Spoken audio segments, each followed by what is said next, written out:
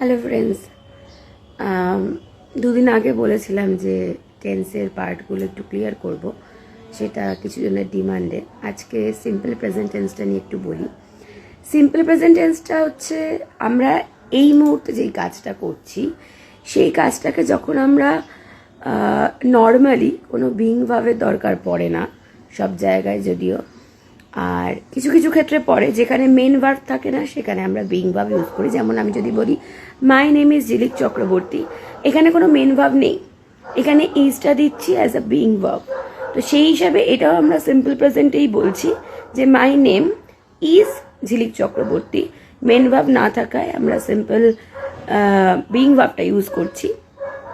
আর normally আমি যদি বলি যে আমি এখন খাচ্ছি, ভাত খাচ্ছি, তো আই ইট রাইস, আই এখানে সাবজেক্ট, তার সঙ্গে নর্মাল একটা মেন ভার্ব মানে ইট ইউজ করলাম, আর হচ্ছে তারপরে অবজেক্ট হিসাবে আমরা রাইস ইউজ করলাম। এবার এইটাই হচ্ছে সিম্পল প্রেজেন্ট টেন্সের যেটাকে আমরা ফরম্যাট বলে থাকি, যে subject plus verb plus object.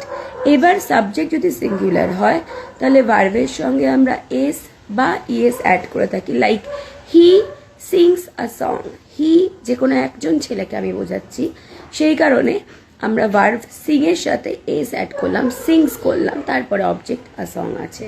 এটাই যদি আমি বলতাম দে সিং আ সং, দে মানে তারা, মানে প্লুরাল ফর্ম, ওই কারণে সিং এর সঙ্গে কিন্তু আমরা কিছু অ্যাড করছি না, নর্মাল রেখে দিচ্ছি দে সিং আ সং। ওকে, বাকি আই আর ইউ এক্সেপশনাল, এটা সবাই জানে আশা করি, তাও একবার বলে দিলাম যে আই আর ইউ সিঙ্গুলার হওয়া সত্ত্বেও আমরা তাদের ভার্বের সঙ্গে, মেন ভার্বের সঙ্গে কোনো এস বা ইএস অ্যাড করি না। ক্লিয়ার? তাহলে আমাদের ফরম্যাট জানা গেল, subject plus verb plus object. Then আমাদের দেখতে হবে সাবজেক্ট যদি সিঙ্গুলার হয় তাহলে ভার্বের সঙ্গে এস বা ইএস অ্যাড করব, সাবজেক্ট প্লুরাল হলে ভার্বের সাথে কিছু অ্যাড করব না। আর এই ফরম্যাটেই যাবে। যেখানে মেইন ভার্ব নেই সেইখানেই আমরা সিম্পল প্রেজেন্ট টেন্সের ক্ষেত্রে being verb is am are use করতে পারি। ওকে, যেমন আই এম আ গার্ল, এখানেও কোনো মেইন ভার্ব কিন্তু নেই, তাই আমরা অ্যাম ইউজ করলাম as a being verb. Okay, simple present টেন্সের নলেজটা আশা করি ক্লিয়ার করতে পারলাম। সবাইকে থ্যাংক ইউ।